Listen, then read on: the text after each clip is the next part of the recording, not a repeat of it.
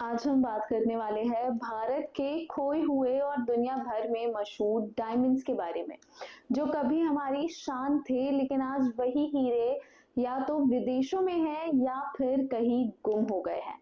नमस्कार, मैं नैना सिंह और आप देख रहे हैं भारत लोक। अगर आपने अब तक हमारे चैनल को सब्सक्राइब नहीं किया है तो अभी जाए और चैनल को सब्सक्राइब करें।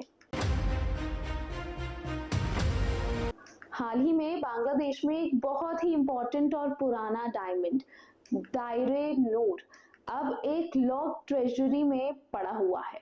ये डायमंड 117 सालों से वहां बंद पड़ा है और अब फाइनली बांग्लादेश की गवर्नमेंट ने एक कमिटी बनाई है ताकि इस ट्रेजर को खोला जा सके और चेक किया जा सके कि वो डायमंड सही है या फिर नहीं।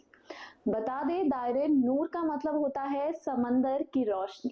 ये डायमंड एशिया के सबसे पुराने और बड़े डायमंड में से एक माना जाता है। हिस्ट्री के मुताबिक ये डायमंड पर्शियन रूलर्स के पास था और आखिरकार ब्रिटिश रूल के दौरान ये बांग्लादेश यानी कि तब के ईस्ट पाकिस्तान पहुंच गया था। लेकिन सिर्फ दायरे नूर ही नहीं, इंडिया की हिस्ट्री में बहुत सारे ऐसे रेयर और प्राइसलेस डायमंड्स है जो अब दुनिया के किसी किसी कोने में है। आज हम उन्हीं के बारे में आपको बताएंगे। सबसे पहले इस लिस्ट में आता है जिसे हम सब जानते हैं, कोहिनूर डायमंड। ये हीरा 105 कैरेट का है। ये हीरा भी गोलकोंडा माइन से आया था।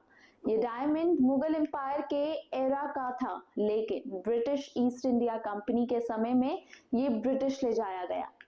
आज कोहिनूर ब्रिटिश क्राउन ज्वेल्स का हिस्सा है और लंदन के टावर ऑफ लंदन में डिस्प्ले होता है। ये इंडिया का सबसे फेमस और कंट्रोवर्शियल डायमंड है, जिसके साथ हिस्ट्री और पॉलिटिक्स की कई सारी कहानियां जुड़ी हुई हैं। इसके बाद आता है ग्रेट मुगल डायमंड। ये डायमंड दुनिया का एक सबसे बड़ा डायमंड था जो 787 कैरेट्स का था। इसका ओरिजिन भी गोलकोंडा माइन से ही माना जाता है। हिस्टोरिकल रिकॉर्ड्स के मुताबिक ये डायमंड मुगल एम्परर शाहजहां के टाइम का था, लेकिन आज इसका एग्जैक्ट लोकेशन किसी को भी नहीं पता। ये अब लॉस्ट कैटेगरी में आता है। एक्सपर्ट्स इस डायमंड को world rarest and heaviest diamonds मानते थे। फिर आता है अहमदाबाद डायमंड। इसका एग्जैक्ट वेट तो किसी को नहीं पता, लेकिन ये साइज में काफी ज्यादा बड़ा था। हिस्टोरिकल फैक्ट के मुताबिक ये डायमंड गुजरात से आया था और बेगम हजरत महल ने अपनी जान बचाने के लिए इस डायमंड को ब्रिटिश फोर्सेस को दे दिया था। आज इसकी एग्जैक्ट लोकेशन भी अननोन है और ये भी हिस्ट्री की एक मिस्टीरियस पार्ट बन चुका है। वही आगरा डायमंड की बात करें तो ये डायमंड पिंकिश कलर का काफी ही खूबसूरत सा डायमंड था।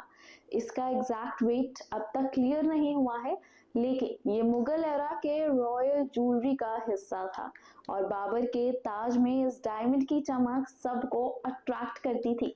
ब्रिटिश ऑक्शन हाउसेस में इसका रिकॉर्ड मिलता है, लेकिन अब ये कहाँ है, कैसा है, कोई नहीं जानता। ये भी एक रेयर और हिस्टोरिक डायमंड माना जाता था।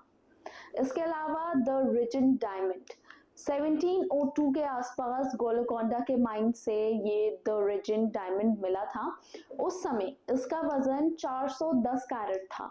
ये डायमंड ब्रिटिश गवर्नर विलियम पिट से होता हुआ द रिजेंट फ्रांसिस क्रांति के बाद नेपोलियन के पास पहुंचा। नेपोलियन को ये डायमंड इतना ज्यादा पसंद आया कि उसने इस डायमंड को अपनी तलवार में जुड़वा लिया। अब ये डायमंड केवल 140 कैरेट का बच गया है और अब ये हीरा पेरिस के लूव्र म्यूजियम में है। इंडियन लॉस्ट डायमंड की लिस्ट में अगला नाम है ब्रोलिटी ऑफ इंडिया। ये एक तरह का डायमंड है जो कोहिनूर से भी पुराना माना जाता है। 12th सेंचुरी में फ्रांस की एक क्वीन ने इस डायमंड को खरीदा था। फिर ये हीरा गायब हो गया था, लेकिन 1950 में ये डायमंड फिर से सामने आया।